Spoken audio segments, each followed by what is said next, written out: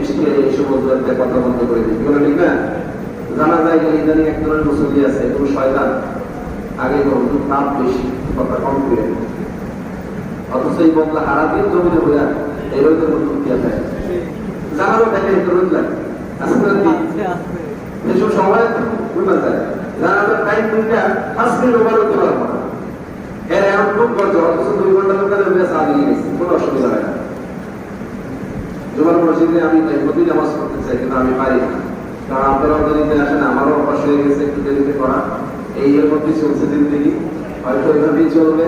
আর এখন আপনাদের খাওয়া দাওয়ার সমস্যা নাই, একটু সময় বেশি দিলাম, আমার মনে হয় যে এটা আমাদের উপকার হয়েছে, তোমরা ডেকে না আপনারা দুইটা সুন্নত মানবেন, এটাতে আমাদের কোনো নিষেধ নাই, যে এই সময় সুন্নত পড়া যাবে এরকম কিন্তু আমি কখনো বলি না, আমার কিন্তু লাল বাতিও যাবে না, তবে আপনারা যারা পরে আসেন কয়েকজন বাইরে দাঁড়ায় আপনারা সুন্নত করতে পারেন, সমস্যা নেই।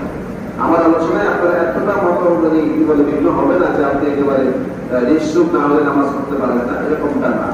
আমি কোরআনের কথা বলতেছি, পাশে কোরআন তেলাওয়াত হচ্ছে, আর একটু দুরূদ সালাম করতেছে, এই পরিবেশে ইবাদত করা যায়।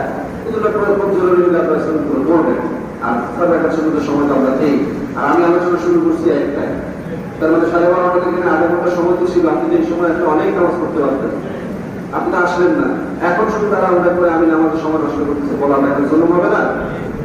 এটা হচ্ছে এক্সিডেন্টালি যারা পরে আসবে তাদের জন্য একটু সময় দিয়ে তাদের সুন্নতটা আদায় করে নেওয়া, কিন্তু এই সময় মুসল্লি আসার কথা না। মুসল্লি আসবে আসামের পর এসে সুন্নত করবে, মসজিদে বসে তাসবিহ তাহলিল আদায় করবে, সূরা কেরাত পড়বে, আলোচনা হলে এগুলো বক্তব্য শুনবে।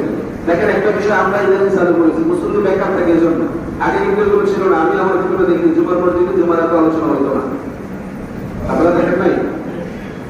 খুতবার আগে এত আলোচনা হইতো না, কেন?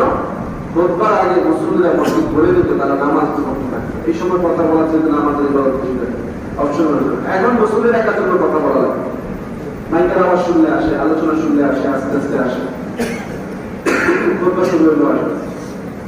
যাই হোক, আমি আর কথা বাড়াইলাম না। আল্লাহ আমাদেরকে মায়ের রমজানের ফজিলত বরকত লাভ করার তৌফিক দান করুন।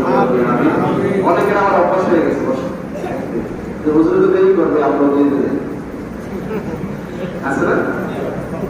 এটা করেন না, এটা আপনার করা ঠিক হবে না। আমি দেরি করি, আমার একটা জরুরত আছে, আমি একটা কাজ করতে, যেটা কথা বলতেছি আমার, আপনি দেরি করে আসছেন, আপনি ফাঁকি দিচ্ছেন, আপনি ফাঁকি দিচ্ছেন।